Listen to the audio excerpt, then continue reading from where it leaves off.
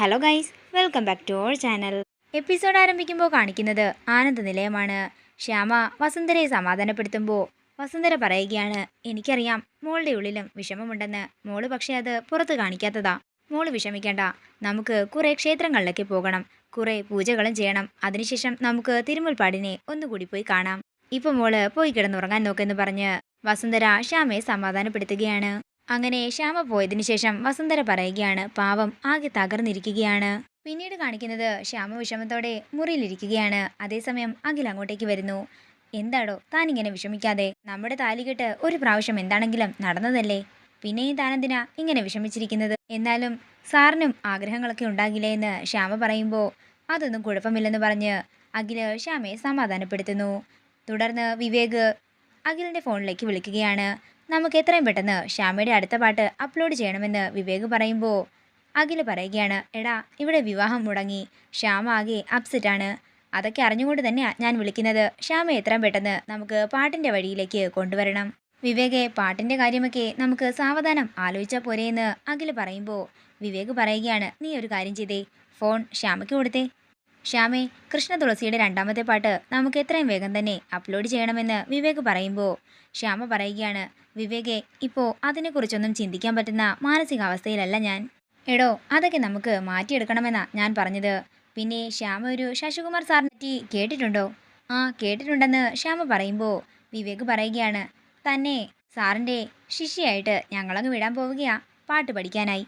താൻ ശശികുമാറിൻ്റെ കീഴിൽ സംഗീതം പരിശീലിക്കുകയും ചെയ്യും, കൂടുതൽ ഉയരങ്ങളിലേക്ക് എത്തുകയും ചെയ്യും.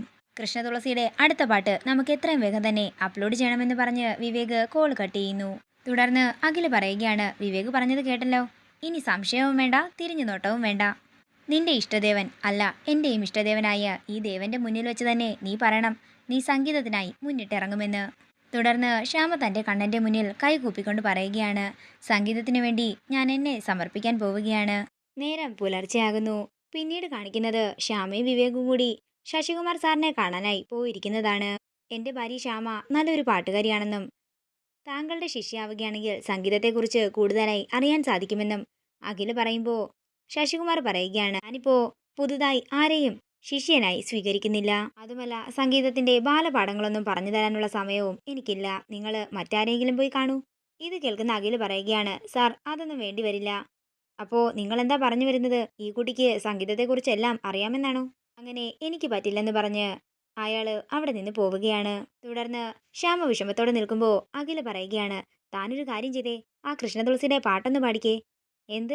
എടോ, താനാ പാട്ടൊന്ന് പാടാൻ. അങ്ങനെ ശ്യാമ കൃഷ്ണതുളസിയുടെ പാട്ട് പാടുകയാണ്. തുടർന്ന് കൃഷ്ണതുളസിയുടെ പാട്ട് കേട്ട് ശശികുമാർ ശ്യാമയുടെ അടുത്തേക്ക് വന്നിട്ട് പറയുകയാണ്, ശ്യാമയെ ശിഷ്യയായി കിട്ടുന്നതേ എനിക്കാണ് അഭിമാനം. ഇത്രയും ജ്ഞാനമുള്ള ശിഷ്യയെ ഞാൻ ഇതുവരെ കണ്ടിട്ടില്ല.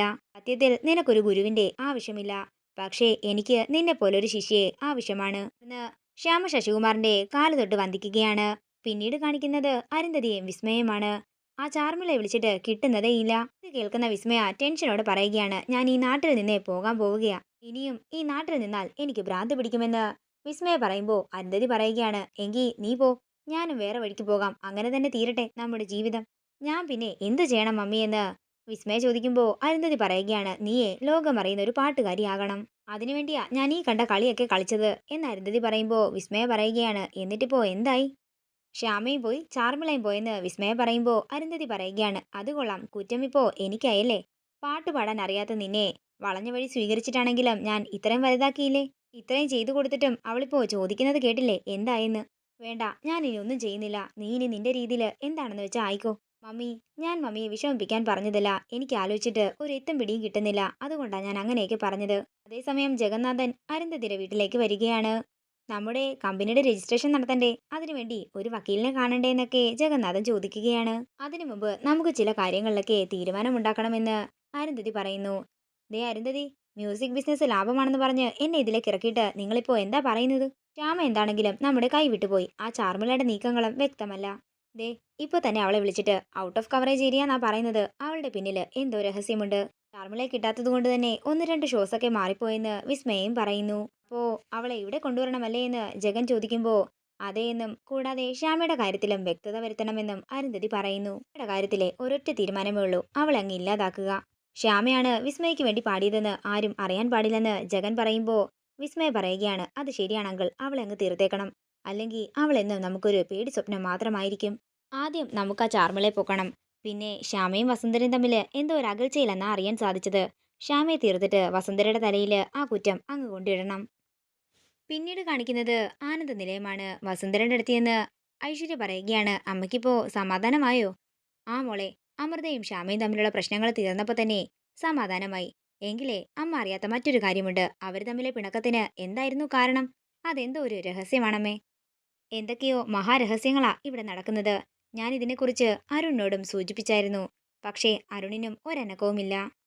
അമ്മേ, ഞാനിപ്പോ അരുണിനെ വിളിച്ചിട്ടുണ്ടായിരുന്നു. അരുൺ പറഞ്ഞത് ശ്യാമയും അഖിയും ഓഫീസിൽ ഇല്ലെന്നാ. അവര് ഓഫീസിൽ പോകുന്നെന്ന് പറഞ്ഞല്ലേ ഇവിടെ നിന്ന് പോയത്. സത്യമാണോ എന്ന് വസുന്ധര ചോദിക്കുമ്പോൾ അതേന്ന് ഐശ്വര്യയും പറയുന്നു. അതേസമയം അഖിലും ശ്യാമയും കൂടി അങ്ങോട്ടേക്ക് വരികയാണ്. നിങ്ങൾ ഇന്നെന്താ ഓഫീസിൽ നിന്ന് നേരത്തെ വന്നോ എന്ന് വസുന്ധര ചോദിക്കുമ്പോൾ അതേന്ന് അഖിലും ശ്യാമയും പറയുന്നു. തുടർന്ന് ശ്യാമയോട് വസുന്ധര പറയുകയാണ്, എന്ത് സുന്ദരമായ മോള് കള്ളം പറയുന്നത്. കൊള്ളാം, നിങ്ങളുടെ വിവാഹം നടത്താൻ വേണ്ടി ഞാനാ മുന്നിൽ നിന്നത്, എന്നിട്ട് നിങ്ങളൊക്കെ എന്നോട് എന്താ കാണിക്കുന്നതെന്ന് വസുന്ധര ചോദിക്കുമ്പോൾ എന്താ അമ്മയെന്ന് ചോദിച്ചുകൊണ്ട് അമൃതയും അങ്ങോട്ടേക്ക് വരുന്നു. ഇത് കാണുന്ന വസുന്ധര പറയുകയാണ്, ആഹാ, രണ്ടാം കക്ഷിയും ഇങ്ങെത്തിയല്ലോ. ഇതൊക്കെ കാണുന്ന ഐശ്വര്യ സന്തോഷത്തോടെ നിൽക്കുകയാണ്. ഇതോടുകൂടി ഇന്നത്തെ എപ്പിസോഡ് ഇവിടെ തീരുകയാണ്. വീഡിയോ ഇഷ്ടമായെങ്കിൽ മറക്കാതെ ലൈക്ക് ചെയ്യുക, ഷെയർ ചെയ്യുക, കമൻറ്റ് ചെയ്യുക. കൂടുതൽ സീരിയൽ അപ്ഡേറ്റ്സിനായി മറക്കാതെ സബ്സ്ക്രൈബ് ചെയ്യുക നയൻസ് ക്രിയേഷൻസ്.